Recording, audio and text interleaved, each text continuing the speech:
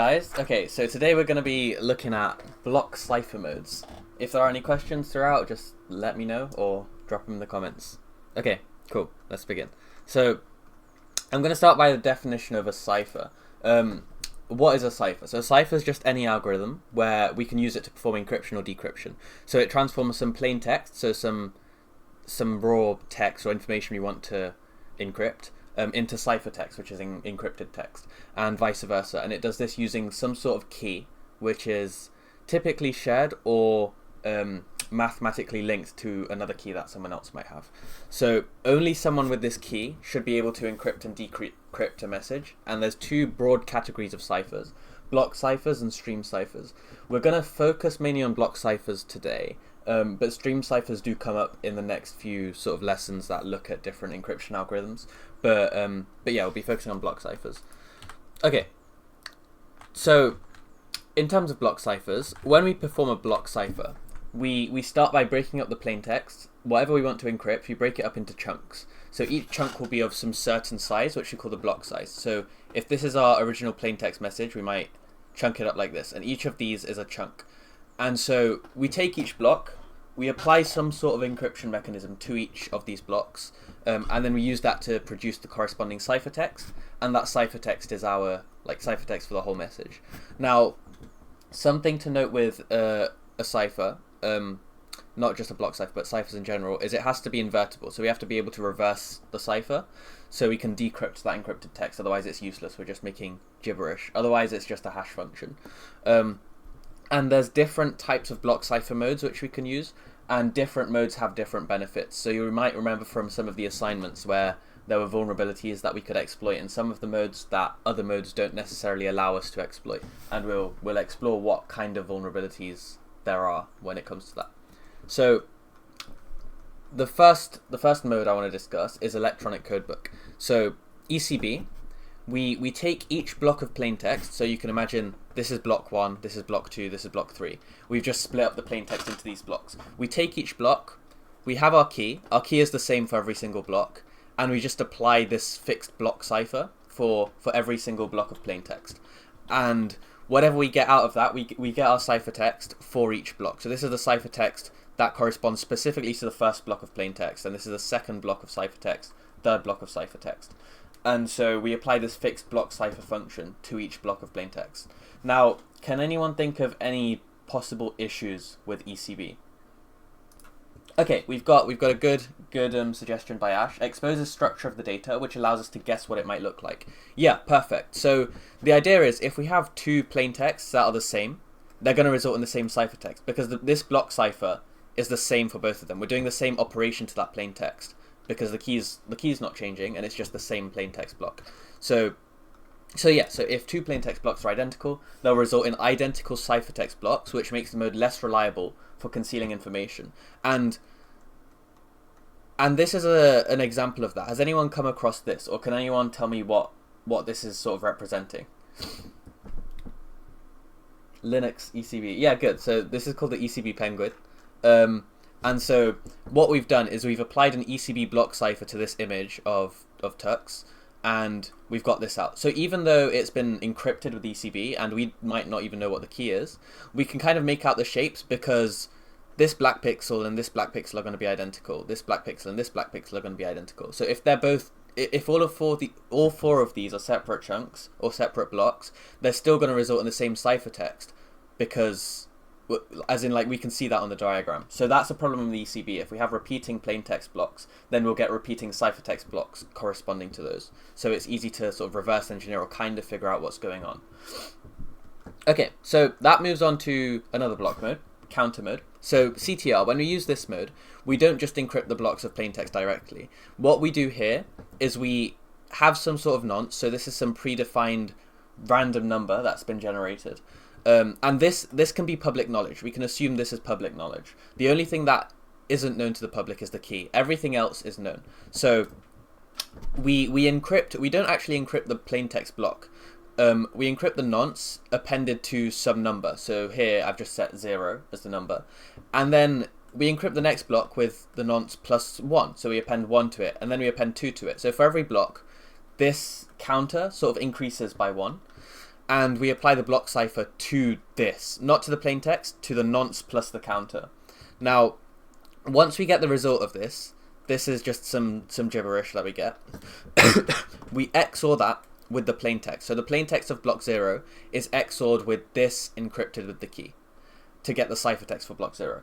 And then the plain text for block 1 is XORed with the result of this encryption to get the ciphertext for block 1. And then the plain text for block 2, we get the ciphertext for block 2. Now, here, even if we have two plain texts that are the same, because this and this are different, they're going to result in different ciphertexts. So this is our defense against ECB. It's a lot harder to find those repeating plain text blocks because the plain text isn't actually what we're encrypting. So we reduce that sort of vulnerability in the cipher mode. Now, can anyone think of an issue with this mode? Okay, good. Yeah, so known plaintext attack. So explain to me what do you mean by that?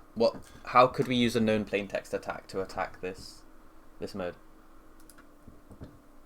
Okay, good. Yeah, so if we know the plaintext, we can XOR it with new text. So for example, if we know that our plaintext for this is hello. Actually, I'm going to do it with binary. If a plaintext for this is 0101 and we know this plaintext, then we also have this ciphertext 1010 and we want to get the plaintext 1111. All we need to do is flip the bits that on what we want them to be. So for example, this 0, we just have to change this 0 to a 1 and we can flip the bit in that plaintext to a... No. So if we want this to be a 1, we have to flip this 1 to a 0. So we'd get 0, and then we know this is correct, so we don't want to flip that bit, so we can leave that as a 0. Then this 1, we want to flip that, so we can make that a 0, and then this we don't flip, 0. So we can modify the ciphertext to get predictable plaintext, and we can sort of reverse engineer this XOR operation. And no, we don't need the key, we don't even need the nonce, we just need to know what the intended plaintext was, and what the original plaintext was and what our ciphertext is, and we can then manipulate that plaintext. Now, so we refer to this as a malleability attack. So since the XOR is done after that cipher operation, this attack occurs when we can change the bits in the ciphertext and we can have those predictable effects on the plaintext. So ideally we want to avoid this where possible. Now,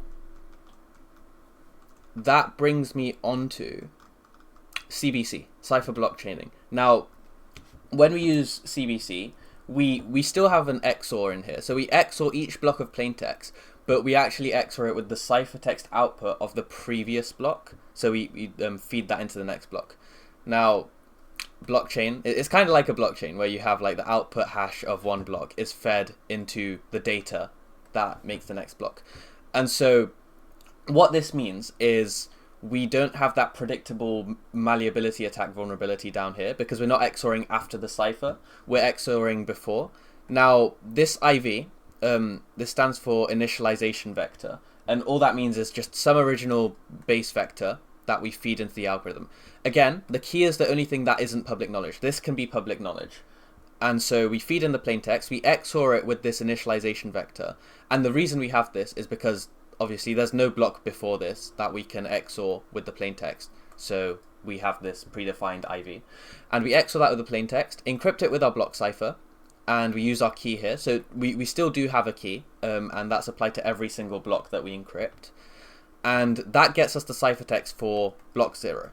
And then we feed in that ciphertext into the XOR with the plaintext for block 1, and that is then ciphered again with that same key, so the key is not changing between blocks, with that same key to get our ciphertext for block 1, and then we feed that into plaintext 2, we XOR them together, and we get ciphertext 2.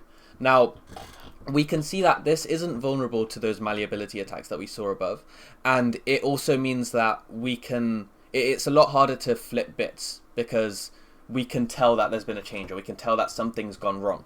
If we try and change a bit of the ciphertext here, that's going to affect this XOR, which is going to affect this, which is going to affect this. So it's a lot harder to manipulate things in predictable ways. Now, can anyone think of any problems or possible vulnerabilities with cipher block chaining? Okay, yeah, so with cipher block chaining, there's no parallel encryption. I think what that essentially means is we can't encrypt this block without first having the output of this block, and we can't encrypt this block without first having the output of this block. So encrypting or decrypting blocks is dependent on the previous blocks. And so this is an issue when we want to do things like movies or video streams. CBC can be quite computationally expensive. If you want to encrypt or decrypt a block, that's later on in this chain, because we have to compute all of those previous blocks. And so this won't be ideal. Say you are streaming a movie or a large video file and you want to skip to the last scene. If that movie was encrypted using Cipher blockchaining, you have to decrypt all of the previous blocks, or at least the first few previous blocks before that, before decrypting the actual block we want the plaintext for. So that makes it computationally expensive. That makes it cost a lot more time and a lot more power to just compute, like decrypt or encrypt, using Cipher blockchaining. Hopefully that makes sense. And that's everything I wanted to look at for block cipher modes. I'm going to move on to stream ciphers now. If there are any questions, just drop them in the chat. I'll also answer some at the end as well. But moving on to stream ciphers. All a stream cipher is where we compute some sort of bit stream from a smaller key. So we might have a key like hello, and we compute this into a randomly generated looking bit stream. And all a bit stream is it's just a bunch of bits. That's however long we need it to be. And then we just perform an XOR with this and whatever we're trying to encrypt to our plain text. And the result is just our ciphertext. Now, this is a very basic sort of stream cipher. An example of this is like the one-time pad. So where you have something like hello and you XOR it with XYZ and that gets your output. And we can reverse it in the exact same way we sort of encrypted it. We just XOR it with this and we get back to hello. That's all I wanted to really cover on stream ciphers. I don't think there's a lot of content here. A lot of the implementations of modern cryptographic protocols will be covered in future sessions. But are there any questions about anything that I've covered? Cool. I'm going to end the session there. Thanks for coming, guys. If there are any questions, just drop them in chat or drop them in the comments and I'll try and answer them. But yeah, hope to see you soon.